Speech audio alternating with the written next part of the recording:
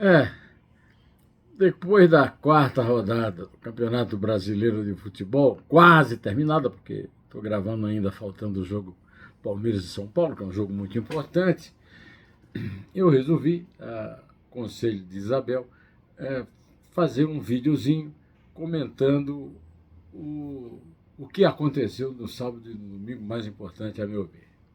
Em primeiro lugar, se desmanchou o mito da invencibilidade, da invulnerabilidade do Flamengo em geral e do goleiro argentino em particular. Né? Em segundo lugar, o técnico do Corinthians conseguiu uma grande vitória com uma atuação brilhante desse garoto Wesley, que eu já tinha visto jogar em outras vezes no passado e já tinha admirado muito e sempre achei estranho porque é que ele não era posto para jogar pelos antecessores do Antônio Oliveira.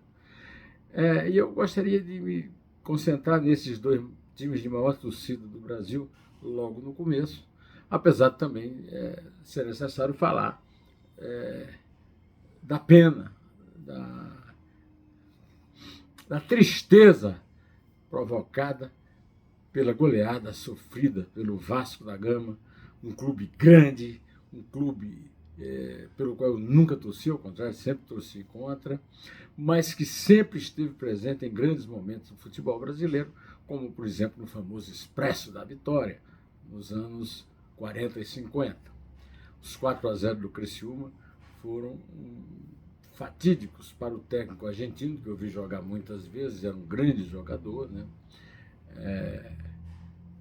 O Ramon Dias, e para a estreante presidência do Pedrinho, um grande jogador e um excelente comentarista na televisão, mas teve que amargar. E ninguém, acho que nem lembrou direito disso no fim de semana. Mas vamos primeiro passar pelo Antônio Oliveira. Antônio Oliveira é um técnico que demonstrou muitas qualidades num jogo muito difícil contra o Fluminense, tendo o Corinthians passado em branco 3 rodadas iniciais do primeiro turno do Campeonato Brasileiro, sem ter feito um gol, sem ter feito então também nenhum ponto para subir na tabela, né?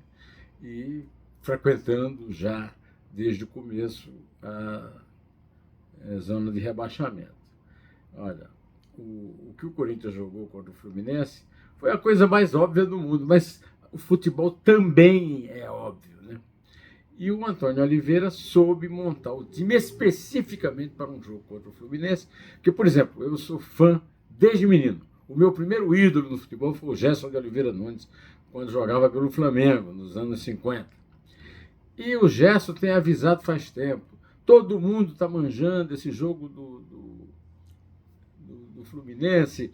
É preciso que o Fernando Diniz mude isso. É preciso que o Fernando Diniz encontre alternativas.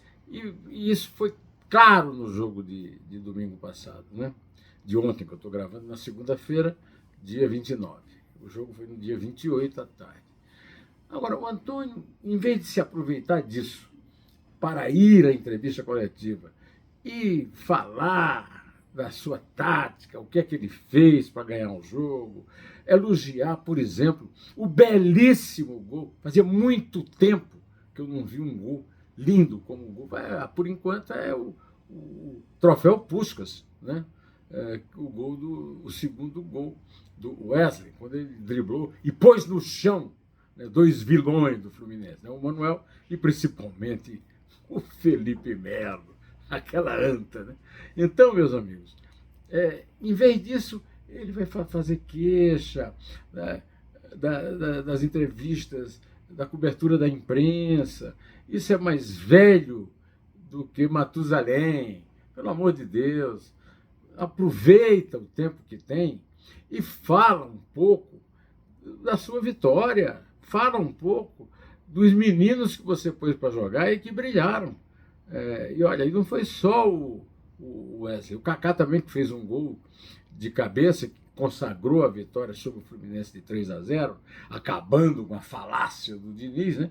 Que mostrou no Fluminense por que ele fracassou na seleção, né?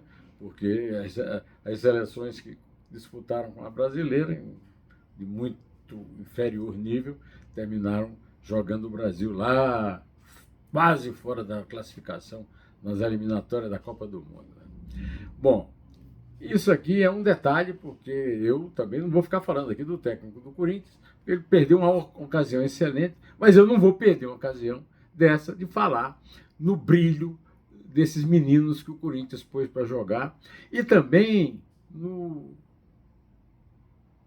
comportamento magnífico do goleiro Cássio, maior ídolo do gol no Corinthians em todos os tempos, que reconheceu a sua má fase, os seus problemas e sentou no banco humildemente, incentivando seus companheiros. Palmas para eles.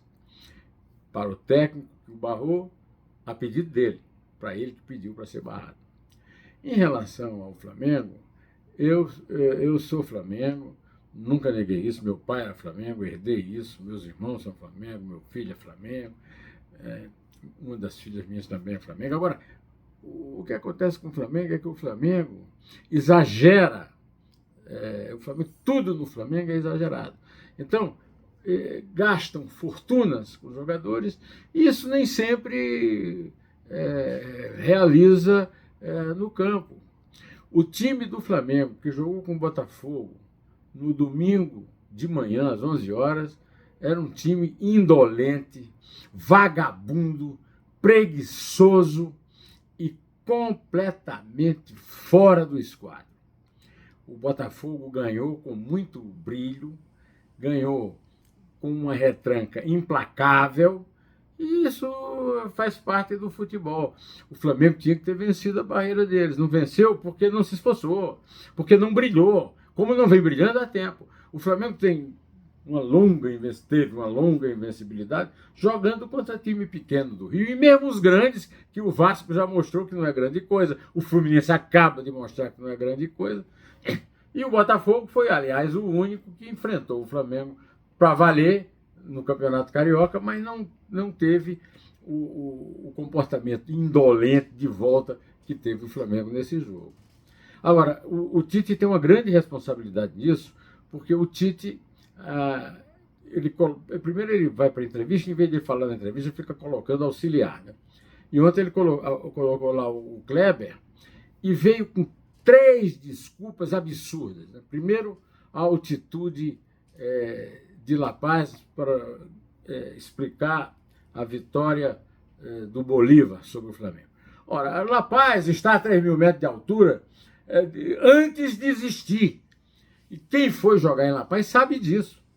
Agora, eu me lembro dos times brasileiros que iam jogar em La Paz, jogavam com dor de cabeça, eu conheço La Paz, sei que é difícil andar, respirar, sei que você tem que usar certas táticas locais, como mascar folha de coca para evitar desmaiar quando sai do avião e caminha para o aeroporto. Agora, meus amigos, usar isso como desculpa para um jogo indolente e, sobretudo, poupando jogadores. Não tem por que poupar jogadores num jogo de... Se ainda tinha um jogo de Libertadores da América, ainda tinha altitude. Agora, isso veio depois de um jogo lamentável, Flamengo e Palmeiras. Foi um dos piores jogos que eu vi na minha vida, destruindo completamente a fama de que Flamengo e Palmeiras são os únicos que disputarão o Campeonato Brasileiro. Não é por aí, não.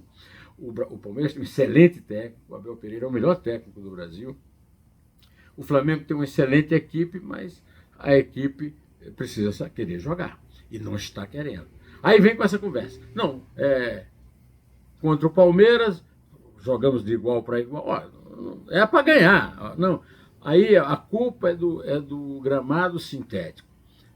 O Palmeiras joga metade do campeonato no gramado sintético.